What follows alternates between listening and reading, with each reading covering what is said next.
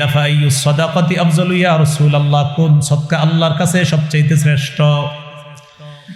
নবীজি বললেন জাহদুল মুকিল্লি, যেই ব্যক্তি পরিশ্রম করে, করার পর কষ্টার্জিত উপার্জন থেকে সামান্য সদকা করে, দান করে, এই সদকা আল্লাহর কাছে শ্রেষ্ঠ সদকা বলে গণ্য হয়ে যায়। বেতন পাইছেন, পাওয়ার পর প্রকৃত হকদারদের কাউকে আপনি, মানে প্রকৃত যারা দান সৎকার হকদার, তাদেরকে আপনি দান করলেন। এই যে আপনি দান করলেন, এটা আল্লাহর কাছে শ্রেষ্ঠ দান বলে গণ্য হয়ে যায়।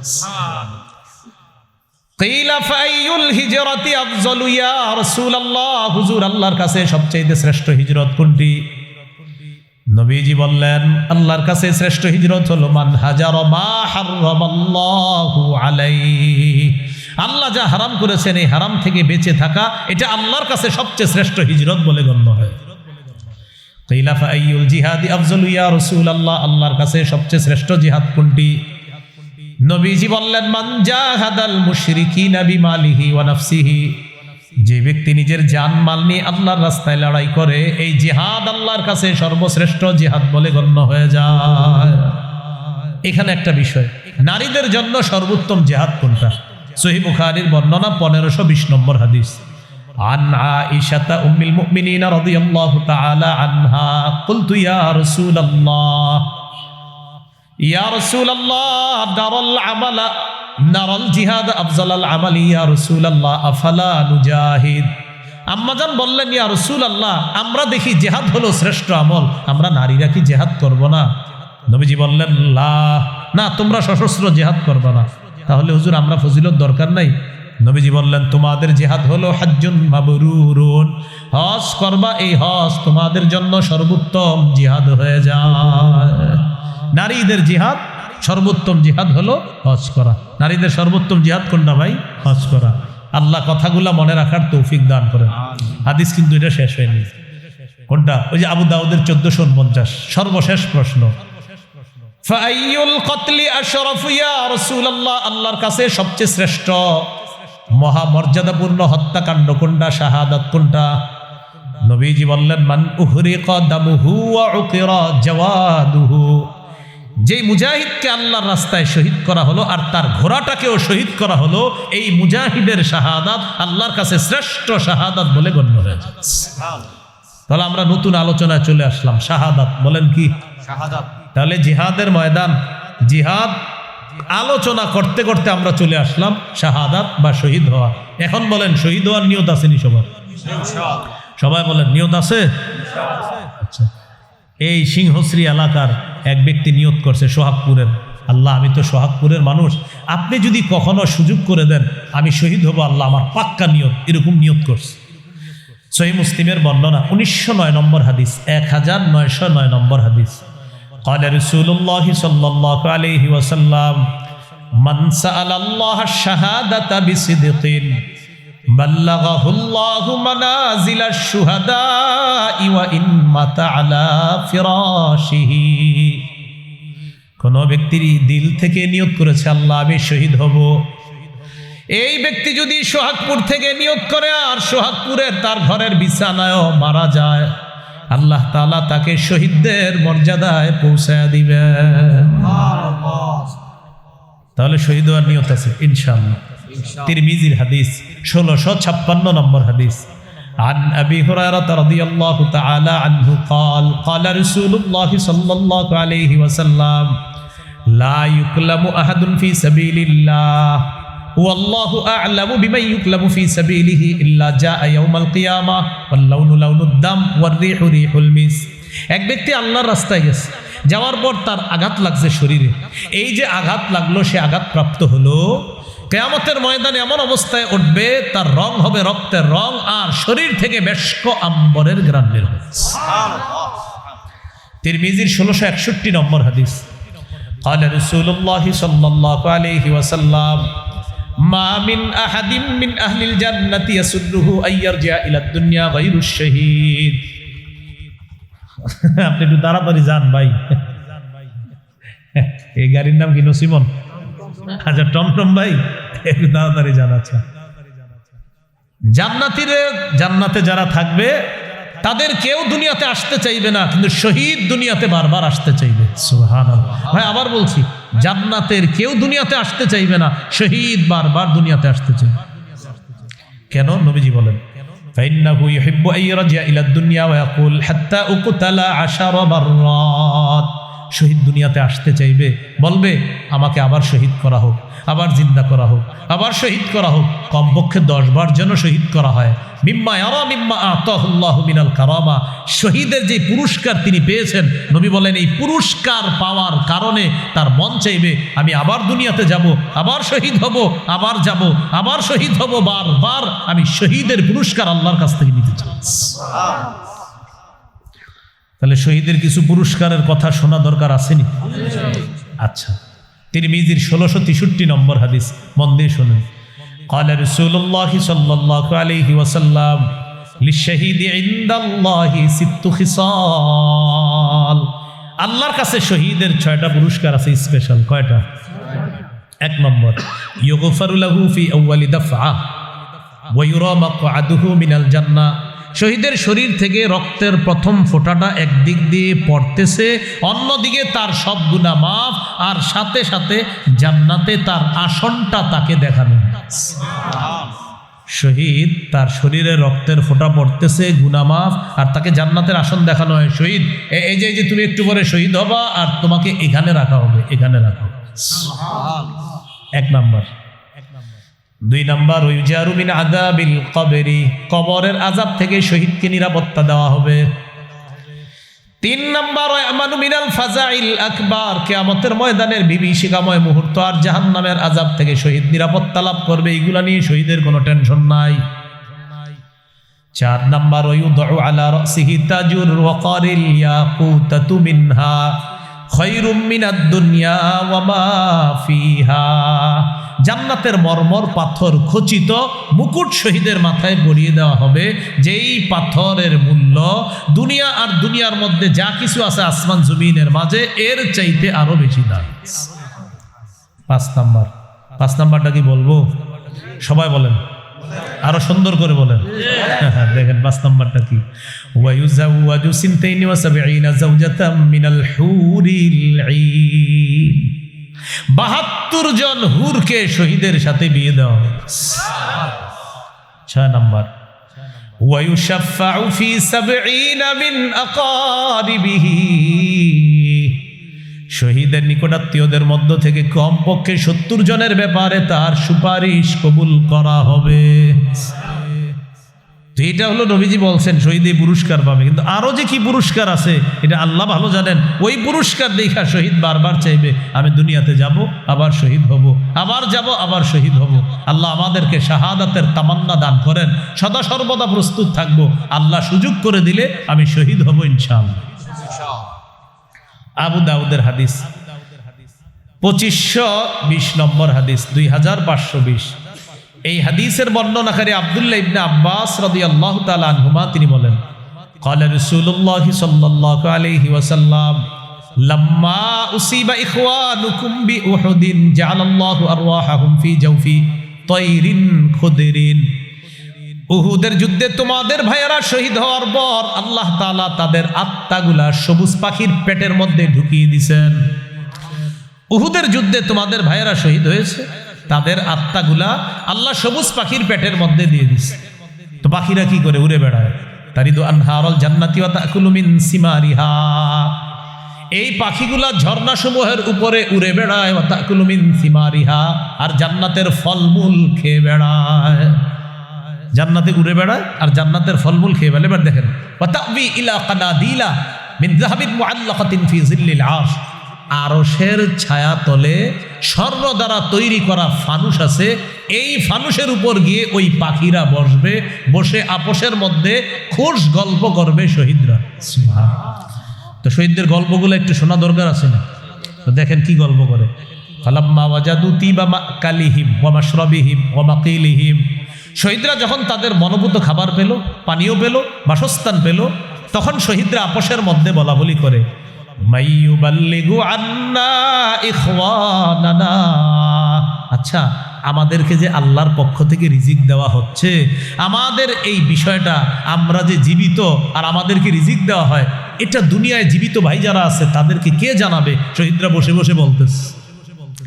যে আমাদের দুনিয়ার ভাইদেরকে এই কথাগুলো কে পৌঁছায় দিবে? আল্লাহ তাআলা জবাব দেয়, উবাল্লিগুহুম আনকুম, আমি আল্লাহ তোমাদের বিষয়গুলা দুনিয়াতে জানায় দিচ্ছি। তখন আল্লাহ সূরা আলী ইমরানের 169 নম্বর আয়াত নাজিল করছে, 4 পারা 11 নম্বর পৃষ্ঠা, হাফিজি কুরআন মাজিদ অনুযায়ী সূরা আলী ইমরান 169 নম্বর আয়াত। আল্লাহ বলেন, ওয়ালা তাহসাবান্নাল্লাযীনা কুতিলু ফী সাবিলিল্লাহি আমওয়াতা, যারা আল্লাহর রাস্তায় শহীদ হয় তাদেরকে মৃত মনে করো না, বাল আহইয়াউন, বরং তারা জীবিত, ইনদা রাব্বিহিম ইউরযাকুন, তাদেরকে তাদের রবের কাছে রিজিকের ব্যবস্থা করা হয়, রিজিক দেওয়া হয়। ফারিহিনা বিমা আতাহুমুল্লাহু মিন ফাদলি, আল্লাহ তাদেরকে যে অনুগ্রহ দান করেছেন এটা নিয়ে শহীদরা উল্লাসিত, শহীদরা আনন্দিত। ওয়াস্তাবশিরুনা বিল্লাযীনা লাম ইয়ালহাকু বিহিম মিন খালফিহিম আল্লা খাউফুন আলাইহিম ওয়ালা হুম ইয়াহজানুন, শহীদরা আনন্দ উল্লাস করে এই ভেবে এখনো তাদের সাথে দুনিয়ার যারা মিলিত হয় নাই তাদেরকে নিয়ে তারা গর্ববোধ করে যে দুনিয়ায় আমাদের জীবিত ভাই যারা আছে তারা শহীদ হবে আর আমাদের মতো এরকম নিয়ামত পাবে, তাদের কোনো ভয় নাই, তাদের কোনো চিন্তা নাই। আমাদেরকে নিয়ে শহীদরা গর্ববোধ করে যে আমাদের মতো যারা শহীদ হবে আমাদের ভাইয়ারা, তাদের কোনো ভয় নাই, তাদের কোনো চিন্তা নাই। এটা নিয়ে তারা আনন্দ উল্লাস করতে থাকে, তারা গর্ব করতে থাকে। তাহলে শহীদ হওয়ার নিয়ত আছে ইনশাআল্লাহ।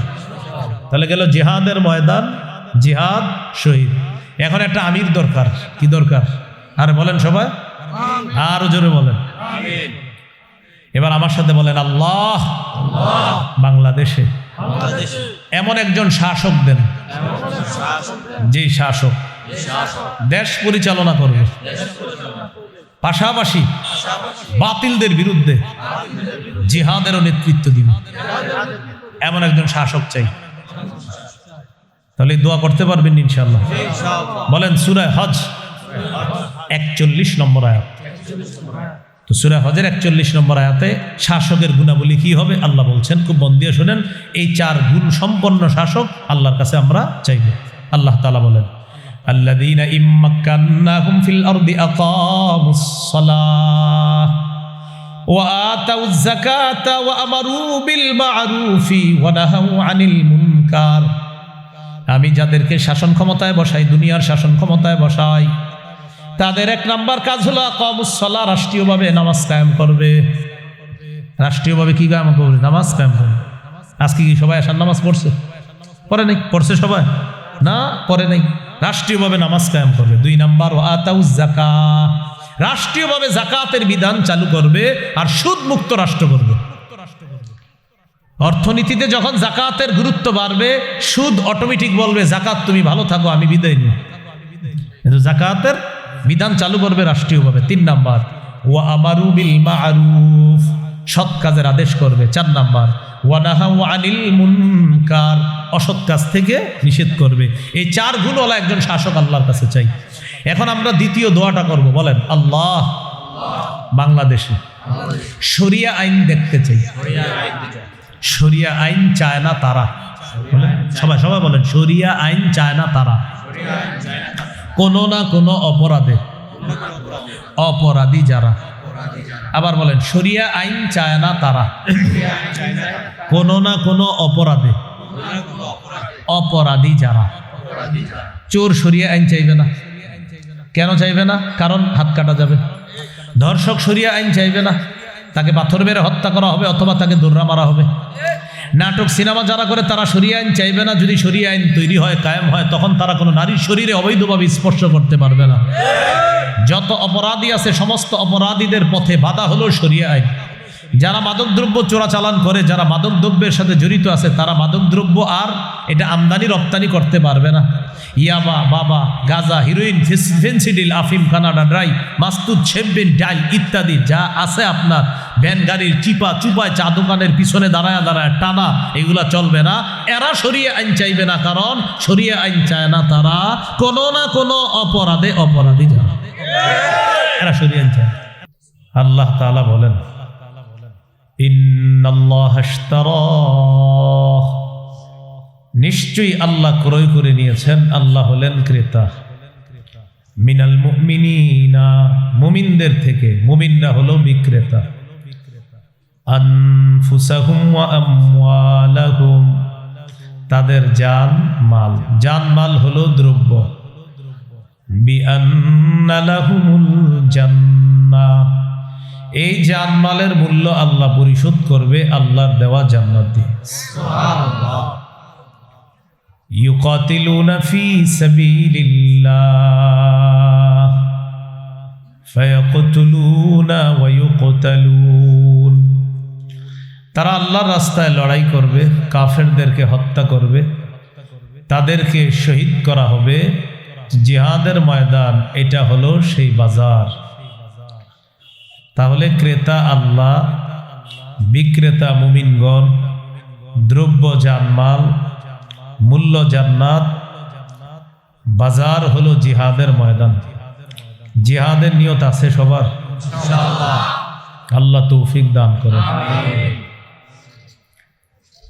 সূরাতুল হুজুরাতের 15 নম্বর আয়াত, 26 পারা 16 নম্বর পৃষ্ঠা। আল্লাহ তাআলা বলেন, ইন্নামাল মুমিনুনাল্লাযীনা আমানু বিল্লাহি ওয়া রাসূলিহি সুম্মা লাম ইয়ারতাবু ওয়া জাহাদু বিআমওয়ালিহিম ওয়া আনফুসিহিম ফি সাবিলিল্লাহ।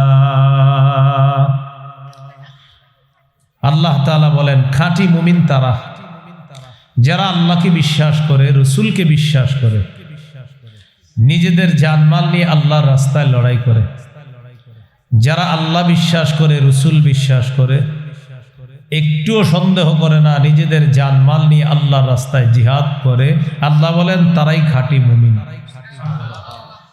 উলাইকা হুমুস সাদিকুন, আল্লাহ তাআলা বলেন তারাই খাঁটি সত্যবাদী, তারাই প্রকৃত সত্যবাদী মুমিন। এখানে 3টা কথা বলা হয়েছে। আল্লাহকে বিশ্বাস করা, রাসূলুল্লাহ সাল্লাল্লাহু আলাইহি সাল্লামকে বিশ্বাস করা, জানমাল নিয়ে আল্লাহর রাস্তায় লড়াই করা। আমাদের জীবনে 8টা জিনিস আছে খুব পছন্দের। এই 8টা জিনিসের চাইতে বেশি ভালোবাসতে হবে আল্লাহকে, রসুলকে এবং জিহাদকে। সূরাতুত তাওবার 24 নম্বর আয়াতে আল্লাহ তাআলা বলেন, কুল ইন কানা আবাউকুম ওয়া আবনাউকুম ওয়া ইখওয়ানুকুম ওয়া আজওয়াজুকুম ওয়া আশীরাতুকুম ওয়া আমওয়ালুন ইকতারাফতুমুহা ওয়া তিজারাতুন তাখশাউনা কাসাদাহা ومساكن ترضونها أحب إليكم من الله ورسوله وجهاد في سبيله فتربصوا حتى يأتي الله بأمره।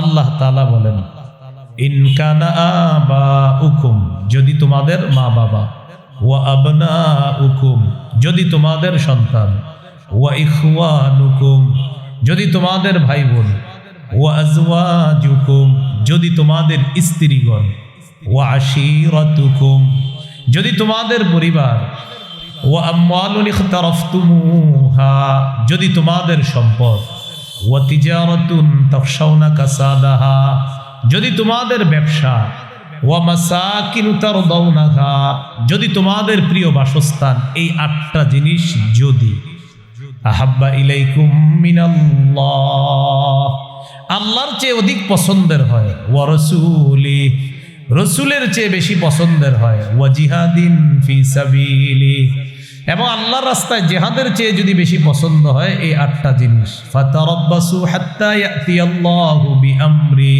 তাহলে অপেক্ষা করো, আল্লাহ তোমাদের উপর গজব নিয়ে আসবে, এই গজব আনা পর্যন্ত অপেক্ষা করো। বলি নাউযুবিল্লাহ। আয়াত থেকে কি শিখলাম? বাবা মার চেয়ে, সন্তানের চেয়ে, ভাই বোনের চেয়ে, স্ত্রীর চেয়ে, পরিবারের চেয়ে, সম্পদের চেয়ে, ব্যবসার চেয়ে, প্রিয় বাসস্থানের চেয়ে আল্লাহকে, রসুলকে আর জিহাদকে বেশি ভালোবাসতে হবে। সূরাতুস সাফফি 11 নম্বর আয়াত, 28 পারা 11 নম্বর পৃষ্ঠা 10 থেকে 13 নম্বর আয়াত, 28 পারা 11 নম্বর পৃষ্ঠা 10 থেকে 13 নম্বর আয়াত, সূরাতুস সফফি।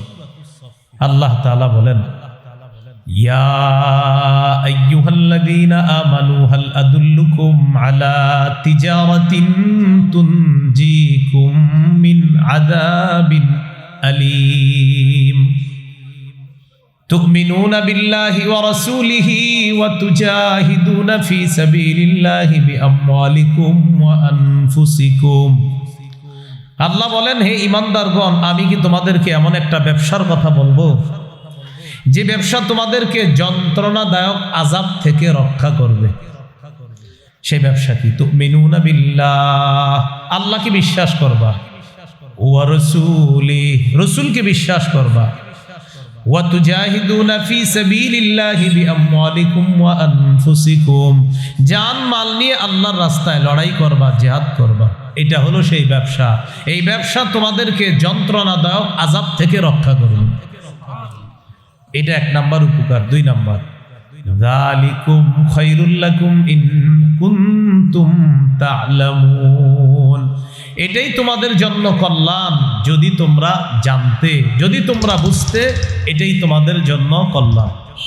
3 নাম্বার উপকার, ইয়াগফির লাকুম যুনুবাকুম, আল্লাহ বলেন তোমাদের আগের সবগুলা গুনাহ আল্লাহ মাফ করে দিবেন।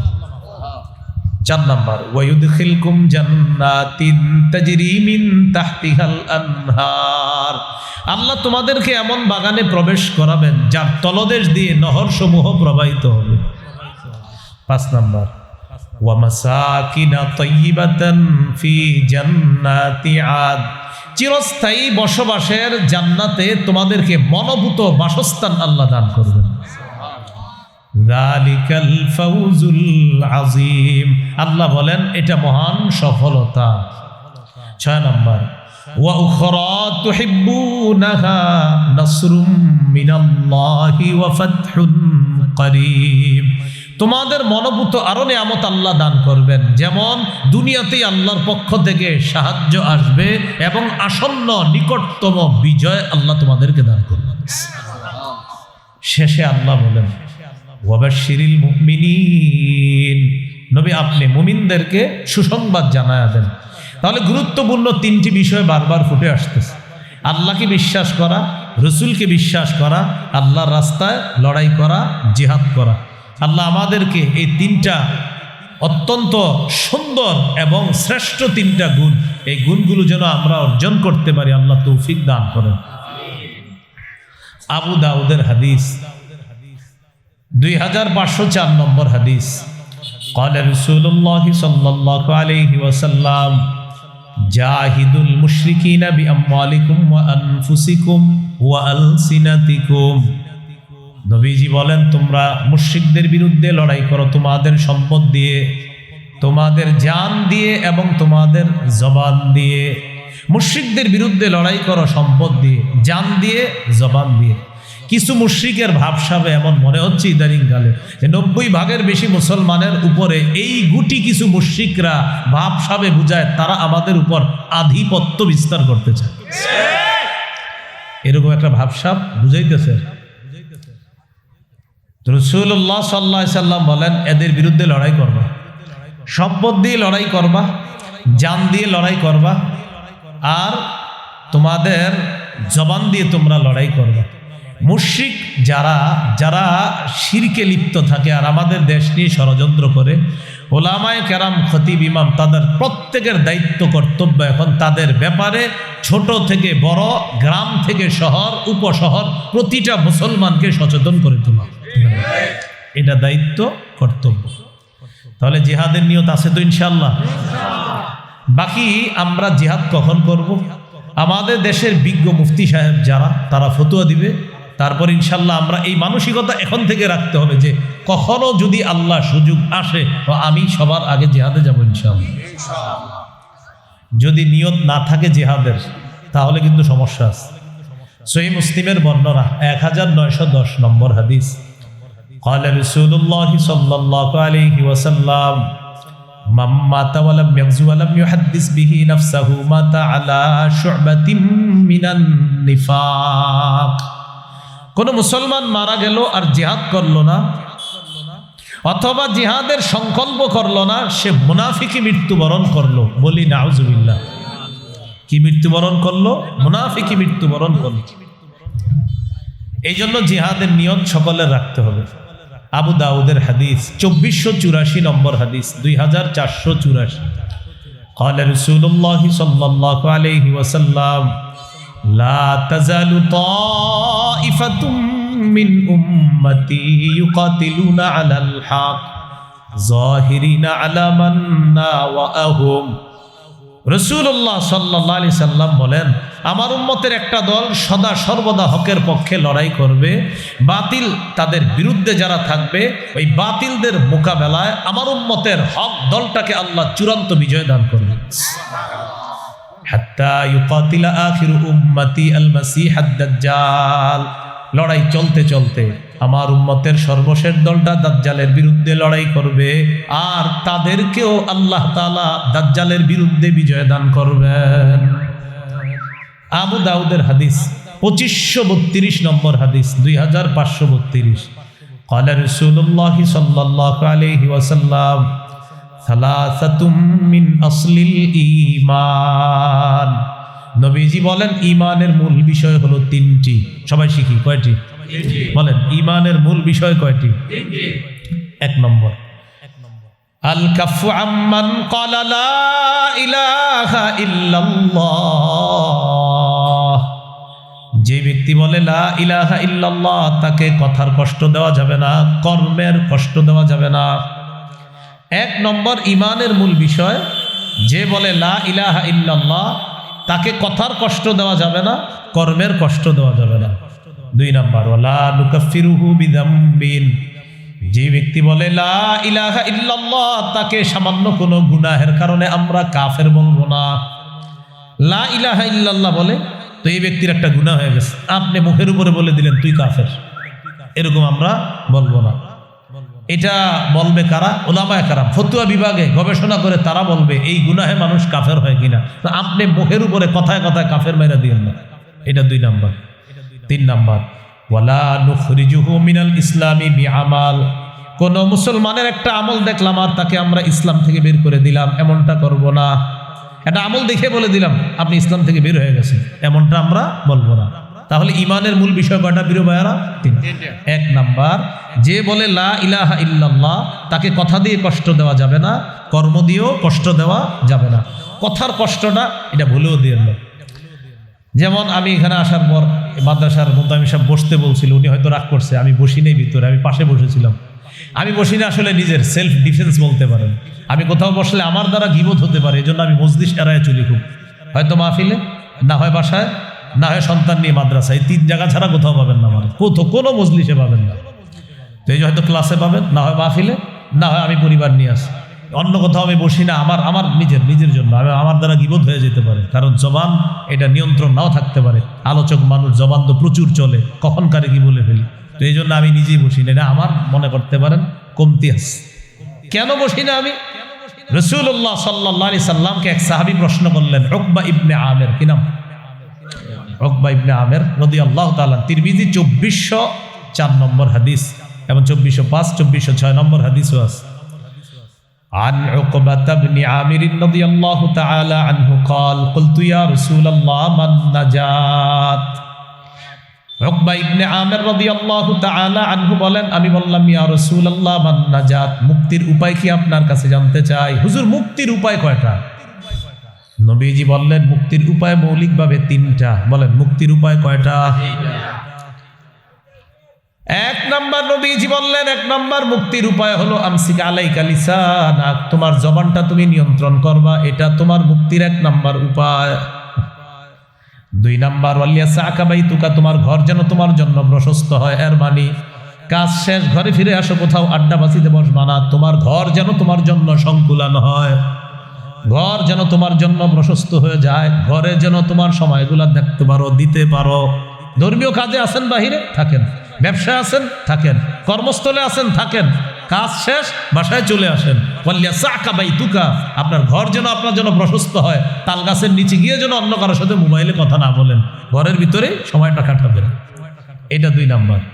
3 নাম্বার রবকি আলা খাতিআতিক, তোমার গুনাহের জন্য তুমি প্রচুর কান্নাকাটি করবা। এই 3টা মুক্তির উপায় বললেন।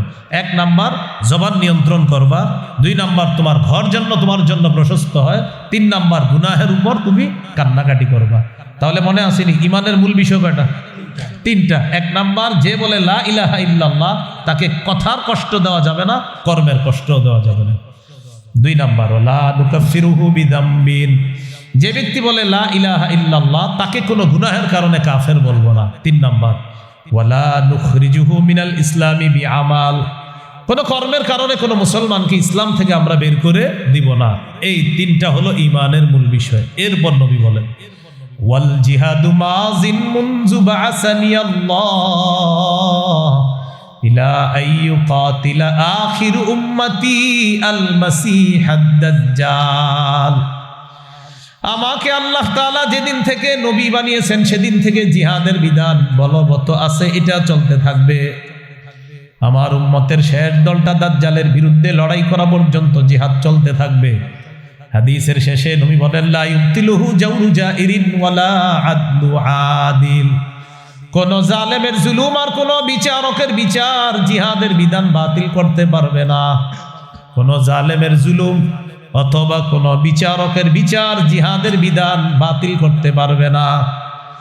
কোন দেশের বিচারপতি যদি রায় দেয় এই দেশে জিহাদ নিষিদ্ধ, মুসলমানদের দায়িত্ব কর্তব্য হবে বিচারককে পাল্টা বলা তুমি নিষিদ্ধ। বিচারক যদি বলে জিহাদ নিষিদ্ধ, বলতে হবে আপনি নিষিদ্ধ, কারণ নবীজি বলে দিয়েছেন বিচারকের রায়ে জিহাদ নিষিদ্ধ হবে না। কোন জালেমের জুলুম জিহাদকে নিষিদ্ধ করতে পারবে না। এই জন্য কোনো বিচারক যদি কখনো বলেও ফেলে যে এখানে জিহাদ করা যাবে না, জিহাদ নিষিদ্ধ, এই নিষিদ্ধ শব্দটা বলার কোনো অধিকার নাই, পাল্টা বলতে হবে আপনি নিষিদ্ধ, কারণ জিহাদ এটা পবিত্র বিধান, এটা নিষিদ্ধ করার অধিকার পৃথিবীর কোনো মানুষের নাই। আপনারা ঠিক বললেও ঠিক, না বললেও ঠিক, কারণ নবীজি বলে দিয়েছে তো। মানে এটা যদি কেউ বলে যে হুজুর আমি কিচ্ছু করবো না, আপনি না কইলেও ঠিক, কারণ নবীজি বলে দিয়েছে। এটা কোনো বিচারকের রায় এটাকে বাতিল করতে পারবে না। আল্লাহ আমাদেরকে বুঝার তৌফিক দান করেন। তাহলে জিহাদের নিয়ত আছে তো সবার ইনশাআল্লাহ? মনে আসেনি আলোচনা করতে গিয়ে শুরু হয়েছে বিক্রেতাকে আল্লাহ, বিক্রেতা মুমিনগণ, দ্রব্য জানমাল, মূল্য জান্নাত, বাজার জিহাদের ময়দান। ওই জিহাদের ময়দানে আছি আমরা, জিহাদ নিয়ে আসি। তিরমিজির বর্ণনা 1655 নম্বর হাদিস। عن أبي هريرة رضي الله تعالى عنه قال قال رسول الله صلى الله عليه وسلم ثلاث حق على الله عونهم, 3 ব্যক্তিকে সাহায্য করা আল্লাহ তাআলা নিজের উপর ওয়াজিব করে নেয়। 3 ব্যক্তিকে সাহায্য করা আল্লাহ নিজের উপর ওয়াজিব করে নেয়।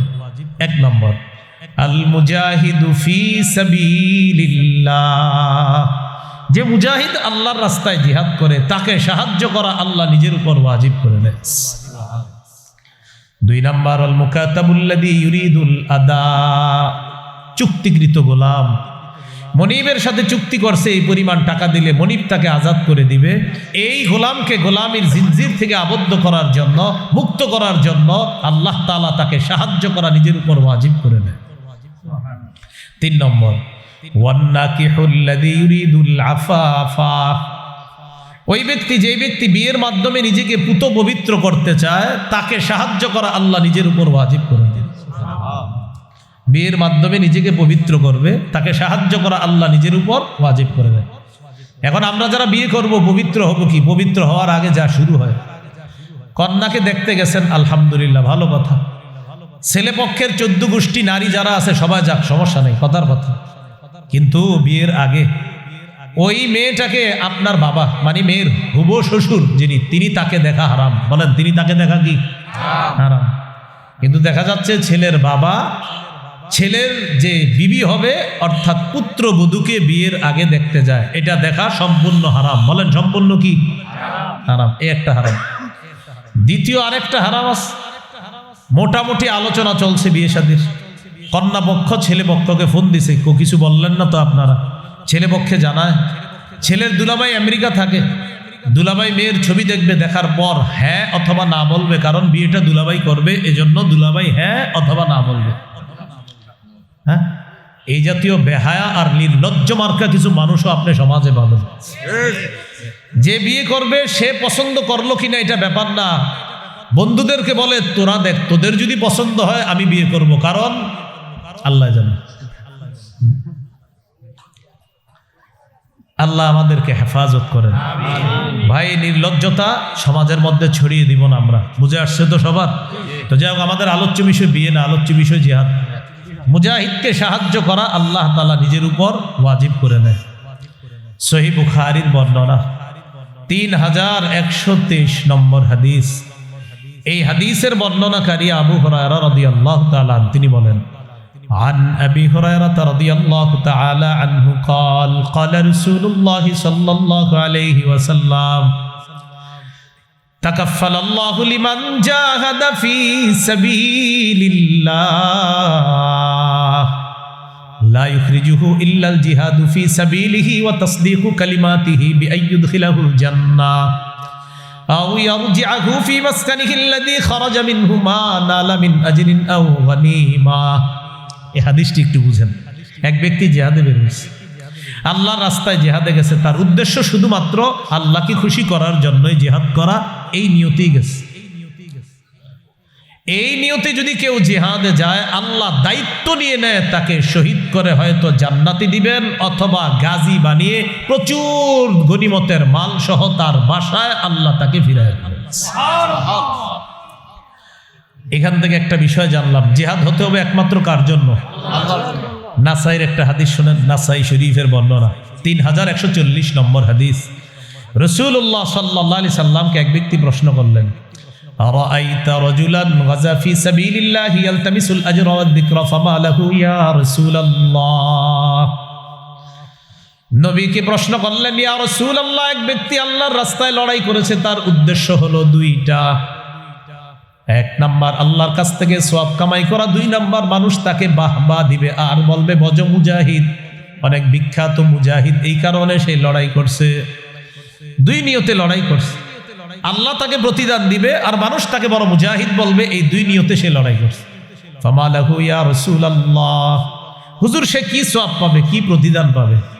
فقال رسول الله صلى الله عليه وسلم لا شيء له, সে কিছুই পাবে না। আ'আদাহা সালাসা মাররাত, প্রশ্নটা নবীকে তিনবার করলেন, আল্লাহ নবী তিনবার জবাব দিলেন, লা শাইআ লাহু, লা শাইআ লাহু, লা শাইআ লা, সে কিছুই পাবে না, সে কিছুই পাবে না, সে কিছুই পাবে না। হাদিসের শেষে নবী বলেন, ইন্নাল্লাহা লা ইয়াকবালু মিনাল আমালি ইল্লা মা কানা লাহু খালিসা, আল্লাহ বান্দার কোনো আমল ততক্ষণ কবুল করেন না যতক্ষণ আমলটা ইখলাসের সাথে না হবে। তাহলে প্রিয় ভাইরা, এখান থেকে একটা কথা আমরা সবাই বলি, আজকে থেকে যা করব ইখলাসের সাথে করব, বলেন ইনশাআল্লাহ। ইনশাআল্লাহ। তাহলে দুটি বাংলা ছোট্ট করে আমার সাথে একটু আপনারা বলেন, বলেন খাঁটি, বিশুদ্ধ। আল্লাহর জন্য আমল করলে সে আমলকে খাঁটি আমল বলে। রাসূলুল্লাহ সাল্লাল্লাহু আলাইহি ওয়াসাল্লামের বলেন পদ্ধতি অনুযায়ী আমলটি করলে সে আমলকে বিশুদ্ধ আমল বলে, খাঁটি। নবীর তরিকা অনুযায়ী হলে বিশুদ্ধ। বলেন, কোন আমল যদি খাঁটি এবং বিশুদ্ধ হয় সে আমল আল্লাহ কবুল করেন, সে আমল আল্লাহ তাআলা কবুল করেন। তাহলে আজকে থেকে যা করবো আমি দেখবো যে আমার আমলটা খাঁটি, খাঁটি হবে আল্লাহর জন্য হলে। এরপরে চিন্তা করবো আমি কি বিশুদ্ধ আমল করলাম, বিশুদ্ধ কিভাবে? নবীর তরিকা অনুযায়ী করলে। তাহলে আমি যা করব আল্লাহর জন্য করছি, আচ্ছা খাঁটি হলো। নবীর তরিকা অনুযায়ী করছি, আচ্ছা করলাম, তাহলে বিশুদ্ধ হলো। খাঁটি বিশুদ্ধ আল্লাহ কবুল করুন। আল্লাহ কথাগুলা বুঝার তৌফিক দান করুন, আমিন। তো বলছিলাম জিহাদ করতে হবে একমাত্র কার জন্য? আল্লাহ। সহিহ মুসলিমের বর্ণনা 1878 নম্বর হাদিস, মাদ্রাসা পাঠ্যপুস্তক অনুসারে মোট হাদিস সংখ্যা হবে 3033টা। قال رسول الله صلى الله عليه وسلم مثل المجاهد في سبيل الله কামাতালিস সাইমিল কাইমিল কানিতি বিআয়াতিল্লাহ লা ইয়াফতুরু মিন সিয়ামিন ওয়ালা সালাতিন হাত্তা ইয়ারজিআল মুজাহিদু ফি সাবিলিল্লাহ। খুব মন দিয়ে বুঝেন। এক ব্যক্তি রোজাদার, নামাজে দাঁড়াইছে, তেলাওয়াত করতেছে। দেখেন, রোজাদার নামাজে তেলাওয়াত, তাহলে আল্লাহু আকবার। উনি রোজাদার, আবার নামাজে আছে, আবার তেলাওয়াত করতেছে। লা ইয়াফতুরু মিন সিয়ামিন ওয়ালা সালাতিন। তিনি রোজা রাখার কারণে ক্লান্ত হয় না, তেলাওয়াত করার কারণে ক্লান্ত হয় না। তাহলে ক্লান্তিহীন রোজা, ক্লান্তিহীন নামাজ, ক্লান্তিহীন তেলাওয়াত তিনি করতেছে। এই ক্লান্তিহীন রোজা, নামাজ, তেলাওয়াতে তিনি যেই সওয়াব পাবে, মুজাহিদ আল্লাহর রাস্তায় পা রাখার পর ফিরে আসার আগ পর্যন্ত ক্ষণে ক্ষণে আল্লাহ তাকে সেই সওয়াব দিবেন। আল্লাহ প্রত্যেকটা মুসলমানকে জিহাদের জজবা দান করেন। আমিন। আমাদের মা বোনরা এখন থেকে যেন সন্তানদেরকে শৈশব থেকেই মুজাহিদ বানানোর চেষ্টা করে, ফিকির করে, আল্লাহ তৌফিক দান করেন। অভিভাবকদের মাথায় ঢুকে গেছে জিহাদ মানে ইন্না লিল্লাহ। জিহাদ মানে কি, মানে এইটা আবার কি কথা না। 13 বছর কাফেররা নির্যাতন করছে। রাসূলুল্লাহ সাল্লাল্লাহু আলাইহি সাল্লাম কাবা চত্বরে নামাজ পড়তে গেছে। উকবা ইবনে আবি মুআইত এইভাবে চাদর পেঁচায়, বুখারীর বর্ণনা, দুই দিক থেকে এইভাবে টান দিছে, এমন জোরে টান দিছে। ফাঁস লাগাইলে একটা মানুষের যেমন কষ্ট হয়, আল্লাহ রসুলের তেমন কষ্ট হচ্ছিল, মুখ দিয়ে আওয়াজ বের হচ্ছিল। সহিহ বুখারীর বর্ণনা। রাসূলুল্লাহ সাল্লাল্লাহু আলাইহি সাল্লাম নামাজে গেছে, এটাও বুখারীর বর্ণনা, কাবা চত্বরে নামাজে। আবু জাহেল বলল, কে আছে অমুক এলাকায় যাওয়ার পর ওটের নারী বুড়ি গোবরগুলা আনবা, আনার পর মোহাম্মদ যখন সেজদায় যাবে তার কাঁধের উপরে ওটের নারী বুড়ি আর গোবরগুলা রেখে দিবা। সেই পাপিষ্ট উকবা দাঁড়ায় বলছে, আমি পারবো। সে গেছে, যাওয়ার পর অমুক এলাকা থেকে ওটের নারী বুড়িগুলা আনছে, আনার পর রাসূলুল্লাহ সাল্লাল্লাহু আলাইহি সাল্লাম সিজদায় গিয়েছে, ঠিক কাঁধ বরাবর এগুলা রেখে দিয়েছে। আব্দুল্লাহ ইবনে মাসউদ রাদিয়াল্লাহু তাআলা আনহু বলেন, আমার কিছু করার ছিল না, আমি শুধু তাকায় তাকায় দেখতেছিলাম আর বেঈমানদেরকে দেখতেছিলাম। নবীজির এই অবস্থা দেখা তারা হাসতেছে, আর একজন আরেকজনের উপর হাসতে হাসতে অট্ট হাসিতে ফেটে পড়তেছে, আর নবীজির নিয়ে হাসাহাসি করতেছে। বলেন এটার নাম কি? বলেন নির্যাতন। নাম কি? বলেন সন্ত্রাসী। বলেন এটার নাম কি? এরকম সন্ত্রাসী চলছে 13 বছর। কয় বছর? 13 বছর। সুশীলরা কখনো দেখবেন আমার নবীর এই 13 বছরের ইতিহাসটা বলে না। সুশীলরা মানে যারা স্বঘোষিত সুশীল, এরাই 13 বছর না বইলে কি বলে, 10 বছরের জীবনীতে বলে, নবী যদি রহমতের নবী হয় তিনি অস্ত্র নিয়ে কিভাবে জিহাদে গেলেন। আপনি বলবেন, প্রিয় সুশীল ভাইয়া, আগের 13 বছরটা একটু বলেন, বললে আপনার মাস্তুতো ভাইদের চেহারাটাও ফুটে উঠবে। এই জন্যই 13 বছর বলে না। ওলামা হযরত এখানে আছেন অনেকে, মিম্বর থেকে আপনারা 13 বছরটা এমনভাবে আলোচনা করবেন মিম্বরে, পাবলিকের মাথায় আপনার ঢুকাতে হবে যে আমার নবীকে, নবীর সাহাবীদেরকে কি পরিমাণ নির্যাতন করেছে 13 বছর, এটা সবার মাথায় ঢুকিয়ে পরের 10 বছরের আলোচনা শুরু করবেন। তখন আল্লাহ তাআলা সূরা হজের আয়াত নাজিল করলেন, উযিনা লিল্লাযীনা ইউকাতালুনা বিআন্নাহুম যুলিমু ওয়া ইন্নাল্লাহা আলা নাসরিহিম লাকাদির। যাদেরকে নির্যাতন করা হয়েছে, সূরা হজের 39-40 নম্বর আয়াতে আছে, আল্লাহ বলেন যাদেরকে নির্যাতন করা হয়েছে আর না এবার অনুমতি দেওয়া হলো, পাল্টা আপনারা প্রতিহত করবেন, জিহাদের বিধান আপনাদেরকে দেওয়া হলো। তাহলে সন্ত্রাসগিরিকে মূলোৎপাটন করার জন্য পবিত্র বিধান জিহাদ আল্লাহ দিয়েছেন। জিহাদ আর সন্ত্রাস সম্পূর্ণ আলাদা। সন্ত্রাসী অপবিত্র, জিহাদ পবিত্র। সন্ত্রাস নির্মূল করার শ্রেষ্ঠ একটা পদ্ধতির নাম হলো পবিত্র জিহাদ। কথা কি বুঝে আসছে?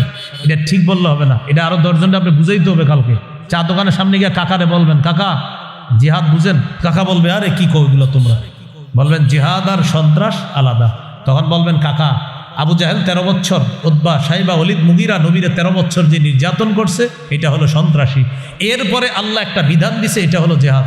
কাকাই বলবে, ও তাহলে আগে নবীরে মারছে তারা? আপনি বললেন, হ্যাঁ আগে মারছে। আল্লাহ আমাদেরকে এই কথাগুলা সাবলীলভাবে প্রত্যেকটা মানুষকে বোঝানোর তৌফিক দান করেন। আমিন।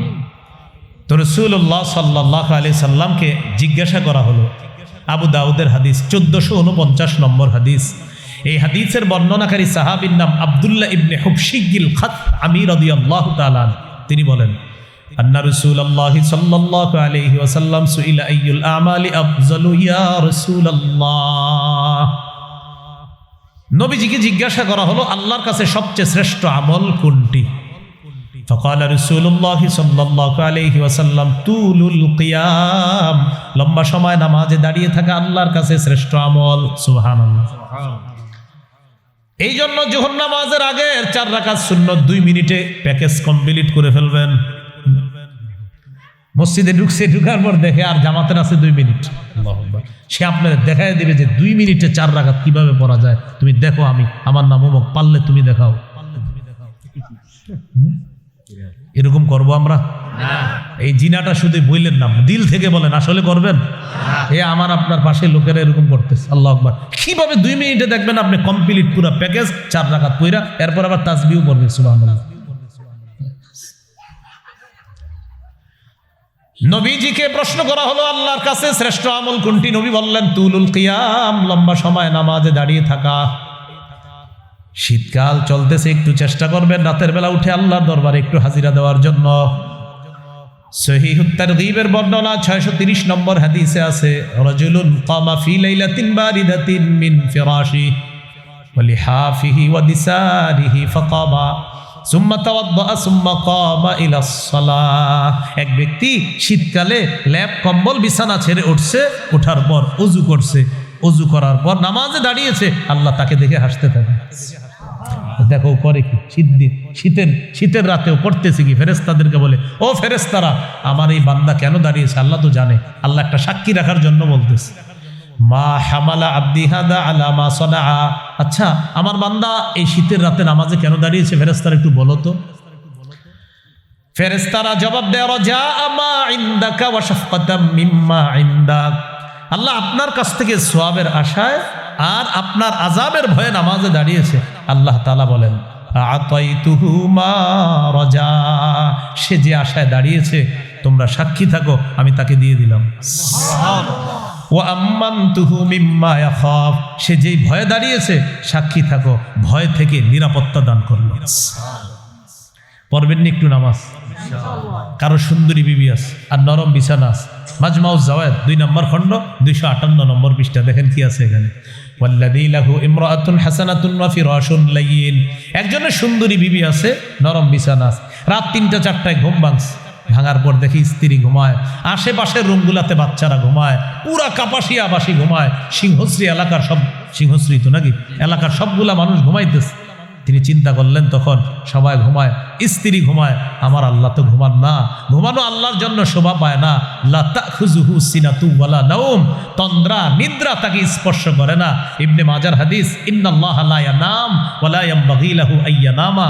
আল্লাহ ঘুমান না, ঘুমানো আল্লাহর জন্য শোভাও পায় না। বাস ওযু করে নামাজে দাঁড়িয়ে গেছে, পাশে স্ত্রী আছে, নরম বিছানা আছে, সবাই ঘুমাইতেছে। আল্লাহ তাআলা এই ব্যক্তিকে দেখে ইউহিব্বু, ভালোবাসে, ওয়ায়াদহাকু, হাসে, ওয়াস্তাবশিরু, খুশি হয়ে যায়, ভালোবাসে, খুশি হয়, তাকে দেখে হাসতে থাকে। সুবহানাল্লাহ। তো নামাজে কি একটু দাঁড়ানো যাবে ইনশাআল্লাহ? ইনশাআল্লাহ। তো প্রশ্ন করলেন, হুজুর কোন আমল শ্রেষ্ঠ? নবী বললেন তুলুল কিয়াম, লম্বা সময় নামাজে দাঁড়িয়ে থাকা। কিলা ফাইয়ুস সাদাকাতি আফযালু ইয়া রাসূলুল্লাহ, কোন সদকা আল্লাহর কাছে সবচেয়ে শ্রেষ্ঠ? নবীজি বললেন জাহদুল মুকিল্লি, যেই ব্যক্তি পরিশ্রম করে, করার পর কষ্টার্জিত উপার্জন থেকে সামান্য সদকা করে, দান করে, এই সদকা আল্লাহর কাছে শ্রেষ্ঠ সদকা বলে গণ্য হয়ে যায়। বেতন পাইছেন, পাওয়ার পর প্রকৃত হকদারদের কাউকে আপনি, মানে প্রকৃত যারা দান সৎকার হকদার তাদেরকে আপনি দান করলেন, এই যে আপনি দান করলেন, এটা আল্লাহর কাছে শ্রেষ্ঠ দান বলে গণ্য হয়ে যায়।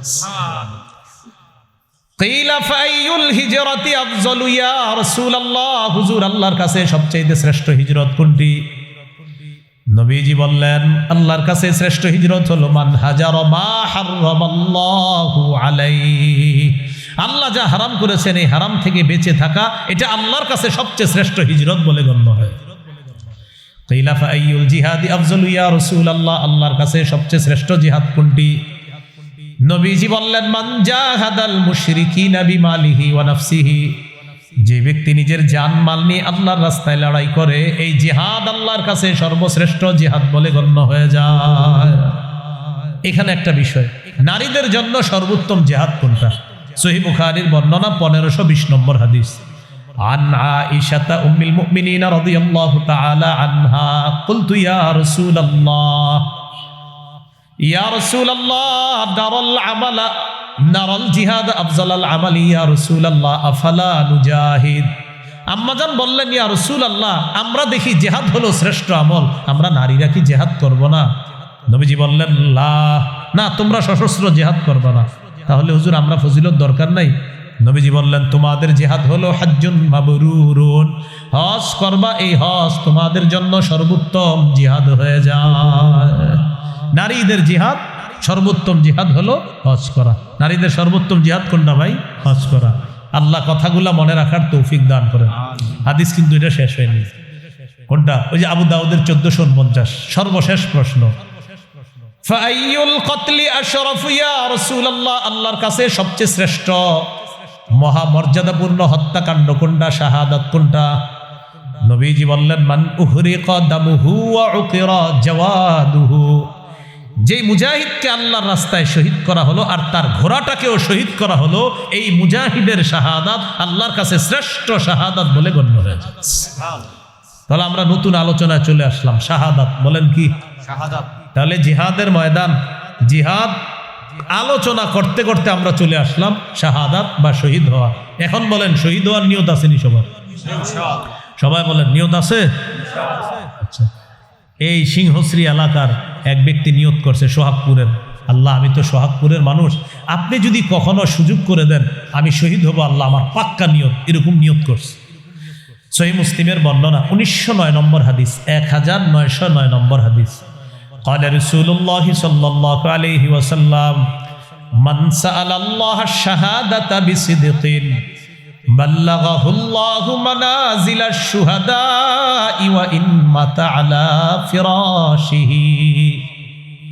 কোন ব্যক্তি দিল থেকে নিয়ত করেছে আল্লাহ আমি শহীদ হব, এই ব্যক্তি যদি সোহাগপুর থেকে নিয়ত করে আর সোহাগপুরের তার ঘরের বিছানায়ও মারা যায়, আল্লাহ তাআলা তাকে শহীদদের মর্যাদায় পৌঁছায় দিবেন।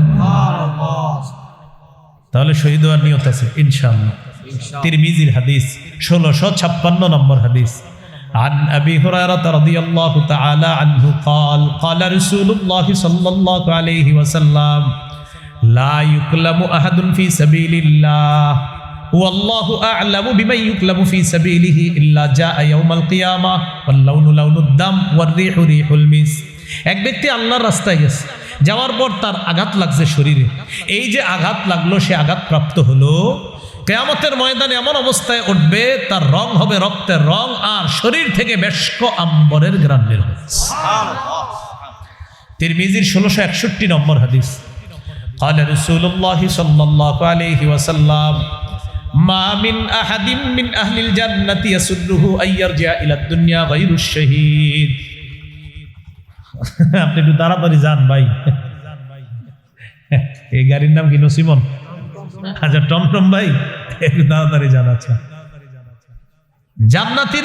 জান্নাতে যারা থাকবে তাদের কেউ দুনিয়াতে আসতে চাইবে না, কিন্তু শহীদ দুনিয়াতে বারবার আসতে চাইবে। সুবহানাল্লাহ। ভাই আবার বলছি, জান্নাতের কেউ দুনিয়াতে আসতে চাইবে না, শহীদ বারবার দুনিয়াতে আসতে চাইবে। কেন? নবীজি বলেন ফাইন্নাহু ইউহিব্বু আন ইয়ারজি'a ইলা দুনিয়া ওয়া ইয়াকুল হাত্তা উকতালা 10 মাররাত। শহীদ দুনিয়াতে আসতে চাইবে, বলবে আমাকে আবার শহীদ করা হোক, আবার জিন্দা করা হোক, আবার শহীদ করা হোক, কমপক্ষে 10 বার যেন শহীদ করা হয়। মিম্মা ইয়ারা মিম্মা আতাহুল্লাহু মিনাল কারামা। শহীদের যে পুরস্কার তিনি পেয়েছেন, নবী বলেন এই পুরস্কার পাওয়ার কারণে তার মন চাইবে আমি আবার দুনিয়াতে যাব, আবার শহীদ হব, আবার যাব, আবার শহীদ হব, বারবার আমি শহীদের পুরস্কার আল্লাহর কাছ থেকে নিতে চাই। তাহলে শহীদের কিছু পুরস্কারের কথা শোনা দরকার আসেনি? আচ্ছা, তিরমিজির 1663 নম্বর হাদিস, মন দিয়ে শুনুন। قال رسول الله صلى الله عليه وسلم للشهيد عند الله 6 خصال। আল্লাহর কাছে শহীদের 6টা পুরস্কার আছে স্পেশাল। কয়টা? 1 নম্বর ইউগফারু লাহু ফি আউয়ালি দাফআ ওয়া ইউরা মাকআদুহু মিনাল জান্নাহ।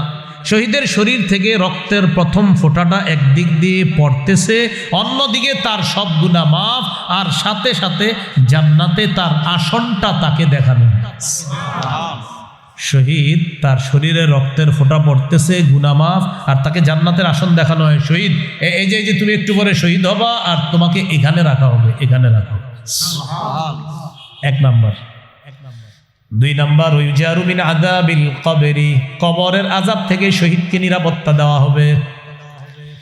3 নাম্বার, আমানু মিনাল ফাজাইল আকবার, কিয়ামতের ময়দানের বিভীষিকাময় মুহূর্ত আর জাহান্নামের আযাব থেকে শহীদ নিরাপত্তা লাভ করবে। এগুলা নিয়ে শহীদের কোনো টেনশন নাই। 4 নাম্বার, ওয়ায়ুদউ আলা রাসিহি তাজুর ওয়াকারিল ইয়াকুতাতু মিনহা খায়রুম মিনাদ দুনিয়া ওয়া মা ফিহা, জান্নাতের মরমর পাথর খচিত মুকুট শহীদের মাথায় পরিয়ে দেওয়া হবে, যেই পাথরের মূল্য দুনিয়া আর দুনিয়ার মধ্যে যা কিছু আছে আসমান জমিনের মাঝে এর চাইতে আরো বেশি দাম।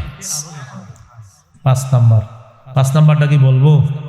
সবাই বলেন, আরো সুন্দর করে বলেন। দেখেন 5 নাম্বারটা কি, ওয়ায়ুজাওয়াজু সিনতাইনি ওয়া সাবঈনা যাওজাতাম মিনাল হুরিল ঈন, 72 জন হুরকে শহীদের সাথে বিয়ে দেওয়া হবে। 6 নাম্বার, ওয়ায়ুশাফাউ ফি 70 মিন আকারিবিহি, শহীদের নিকটাত্মীয়দের মধ্য থেকে কমপক্ষে 70 জনের ব্যাপারে তার সুপারিশ কবুল করা হবে। তো এটা হলো নবীজি বলছেন শহীদ এই পুরস্কার পাবে, কিন্তু আরো যে কি পুরস্কার আছে এটা আল্লাহ ভালো জানেন। ওই পুরস্কার দেখা শহীদ বারবার চাইবে আমি দুনিয়াতে যাব, আবার শহীদ হব, আবার যাব, আবার শহীদ হব।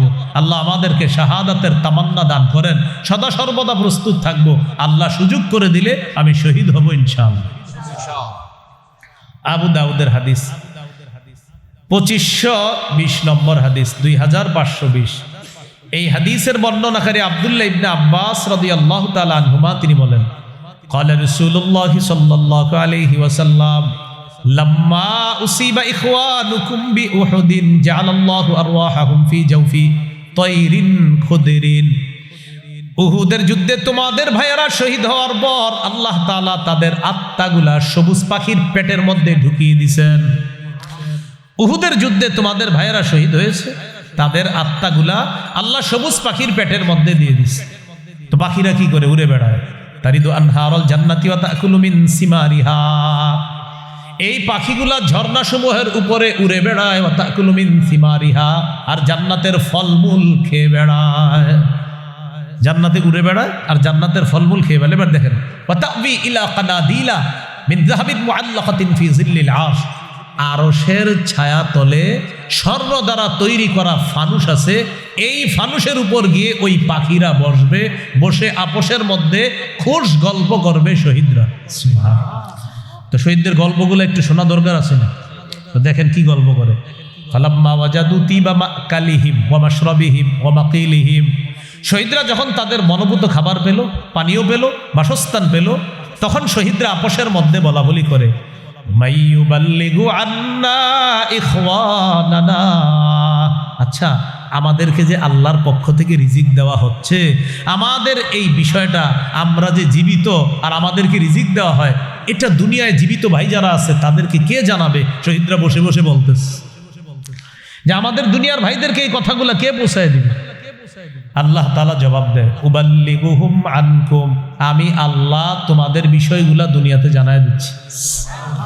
তখন আল্লাহ সূরা আলী ইমরানের 169 নম্বর আয়াত নাজিল করছে, 4 পারা 11 নম্বর পৃষ্ঠা, হাফিজি কুরআন মাজিদ অনুযায়ী সূরা আলী ইমরান 169 নম্বর আয়াত। আল্লাহ বলেন, ওয়ালা তাহসাবান্নাল্লাযীনা কুতিলু ফি সাবিলিল্লাহি আমওয়াতা, যারা আল্লাহর রাস্তায় শহীদ হয় তাদেরকে মৃত মনে করো না, বাল আহইয়াউন, বরং তারা জীবিত, ইনদা রাব্বিহিম ইউরযাকুন, তাদেরকে তাদের রবের কাছে রিজিকের ব্যবস্থা করা হয়, রিজিক দেওয়া হয়।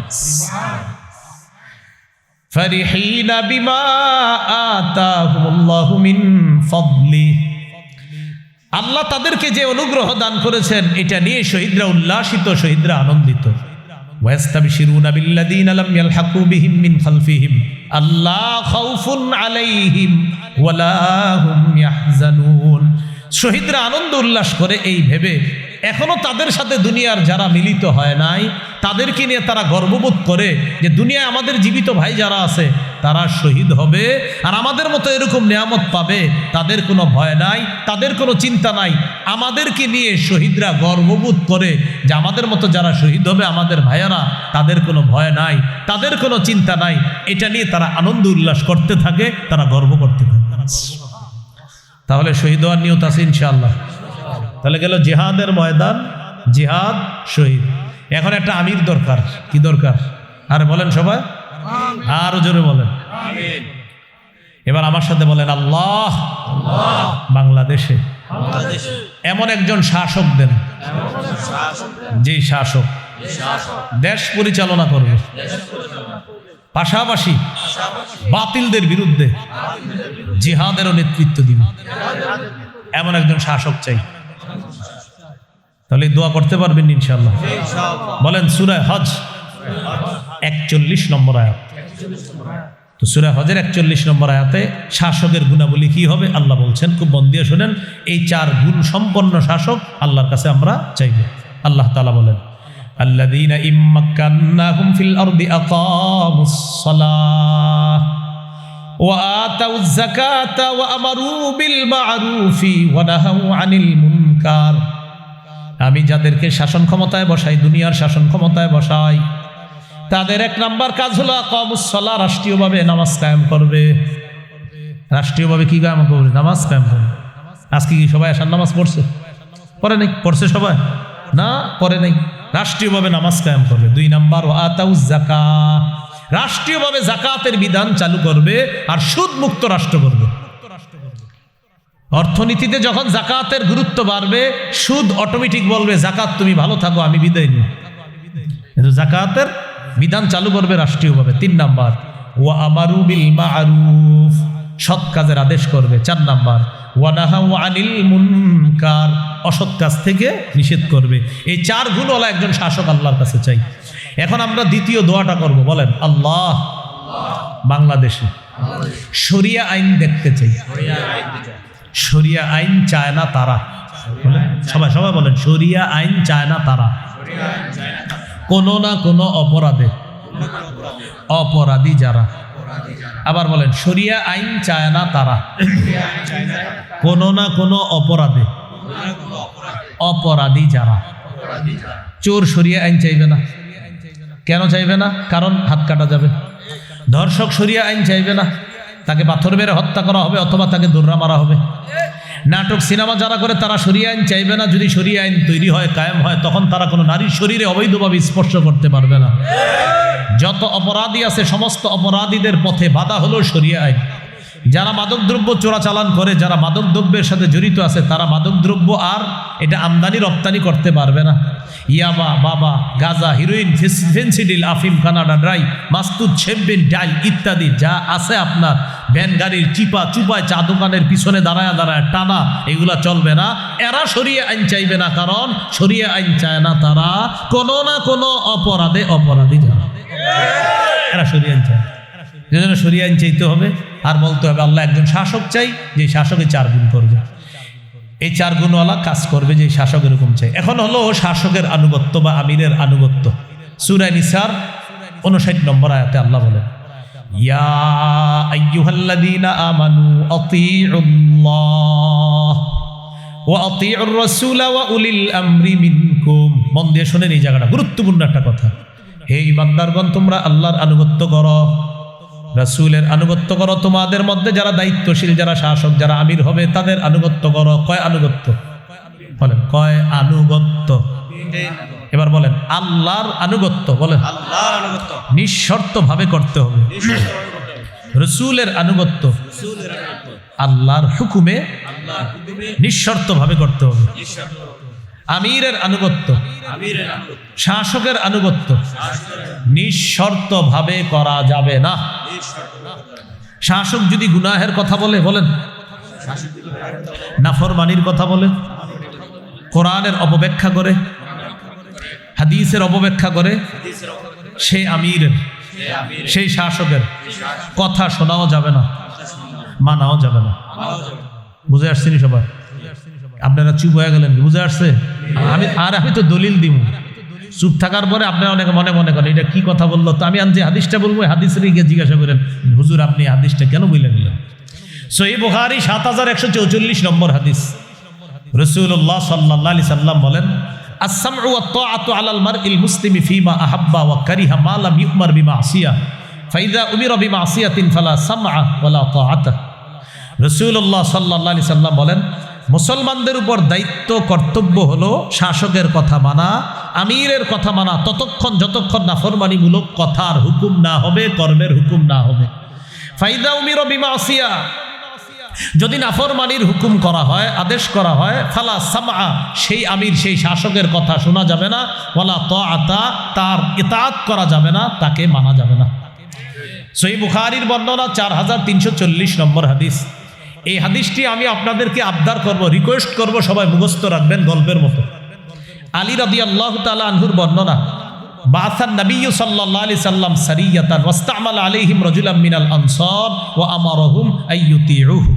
নবীজি একটা বাহিনী জিহাদে প্রেরণ করলেন, একজন আনসারীকে আমির বানায়া দিলেন, সাহাবীদেরকে বললেন আমির সাহেব যা বলবে সব শুনবা। আমি আবার বলছি, নবীজি একটা বাহিনীকে জিহাদে পাঠালেন, একজন আমির বানায়া দিলেন, আর বললেন আমির সাহেব যা বলবে সব শুনবা।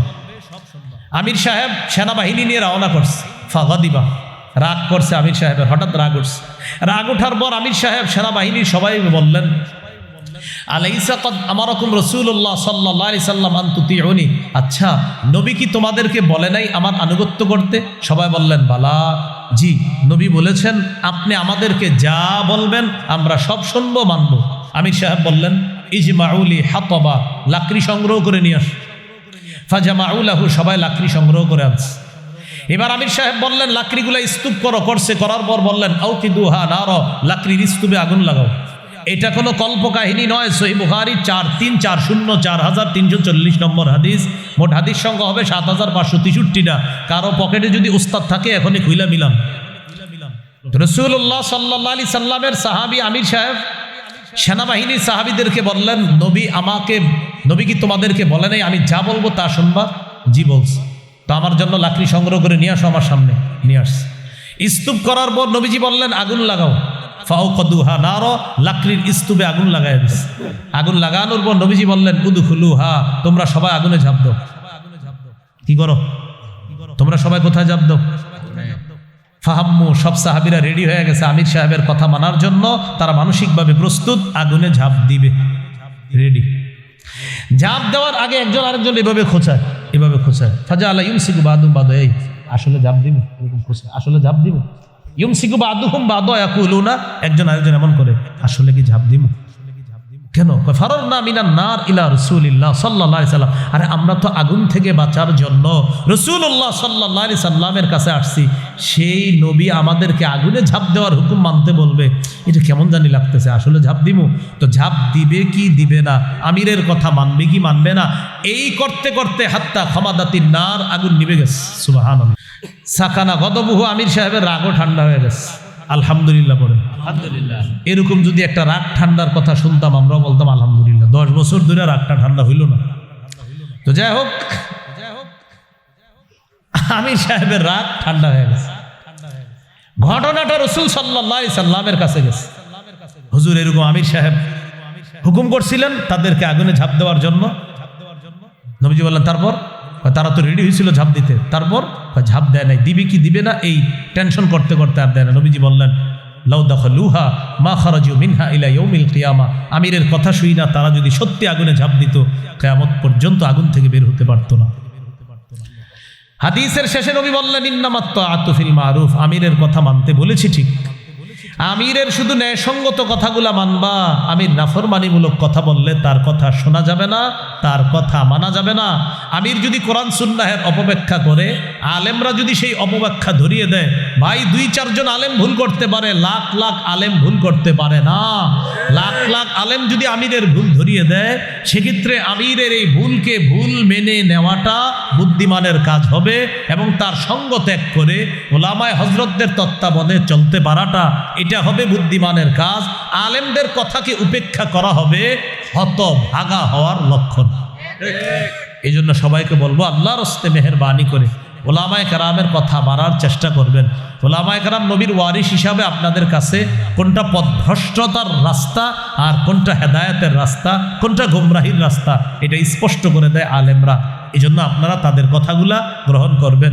এই জন্য আমরা আলেমদের কথায় সাড়া দিয়ে আগামী, বলেন সবাই আগামী 31 জানুয়ারি 1-2 ফেব্রুয়ারি টঙ্গীর মাঠে উপস্থিত হব ইনশাআল্লাহ। কি মনে থাকবে ইনশাআল্লাহ? আল্লাহ তাআলা তৌফিক দান করেন। 4টি আলোচনা হলো, দেখি আপনারা মন দিয়ে বলবেন। ক্রেতাকে আল্লাহ, বিক্রেতা মুমিনগণ, দ্রব্য জানমাল, মূল্য, জান্নাত, বাজার, জিহাদের ময়দান, এইগুলো 1 নম্বর আলোচনা। 2 জিহাদ, জিহাদের নিয়ত আসেনি সবার? 3 শহীদ হওয়ার নিয়ত আছে তো সবার ইনশাআল্লাহ?